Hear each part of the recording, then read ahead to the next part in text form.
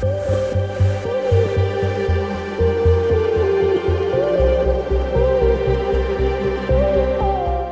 this is Brandon from thirstgym.com. Today we're going to talk about a breathing drill called prone frog breathing.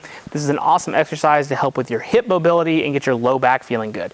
Now, I can't take credit for this exercise. I got it from my guy, Zach Couples. So thanks, Zach. Hope I don't do you any disservice by going over this exercise.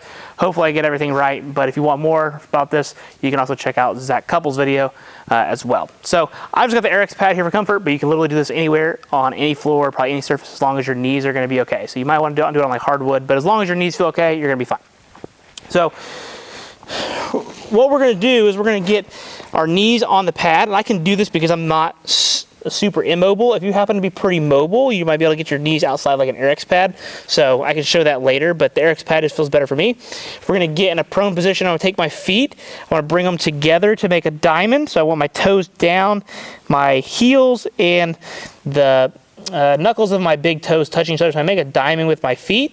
Then I'm going to do the same thing with my hands. I'm going to walk forward. So I just want to make sure my hips are forward here. I don't want to be in crank through extension here, okay? I just want to make sure my hips are in front of my knees, but I also don't want to be too far back. So just a little bit out in front of myself, almost like I'm going to go do a push-up.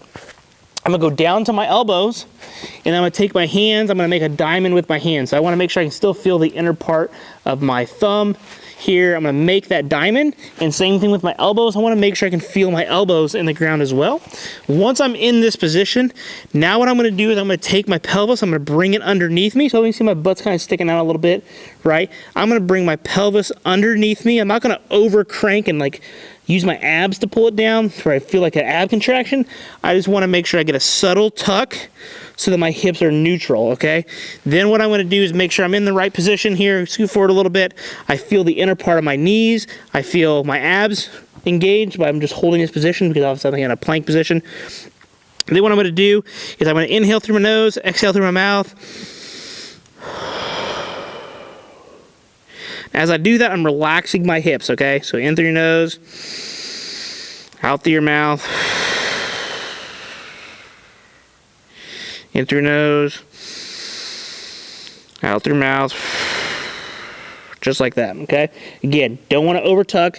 You don't want to use your abs to squeeze down. You're going to feel your abs just because you're in a planked position, but you really want to make sure that your back feels relaxed, okay?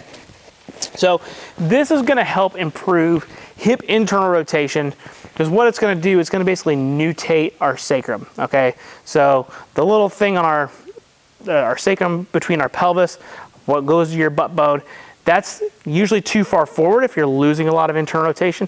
This is going to help bring that sacrum back to make room. And then as we're in the external rotated position with that back, now we can get some stretch in our hips and try to help open everything up. So this is really after more of what the sacrum's doing, and then as such, you're gonna feel that stretch in your groin, basically like in your hip internal rotators. You're gonna feel your low back be completely relaxed, and that's what I really like about this exercise.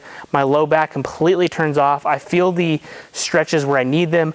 I'm still getting abdominal integration, which I think is fantastic, and at the same time, I'm also trying to subtly push that ground away. I'm not pushing super hard, but I just wanna make sure my shoulder blades aren't squeezed together. They're actually around, okay? And what that's gonna do is gonna give me upper back expansion. It's gonna let that sacrum mutate. Everything's gonna feel really good.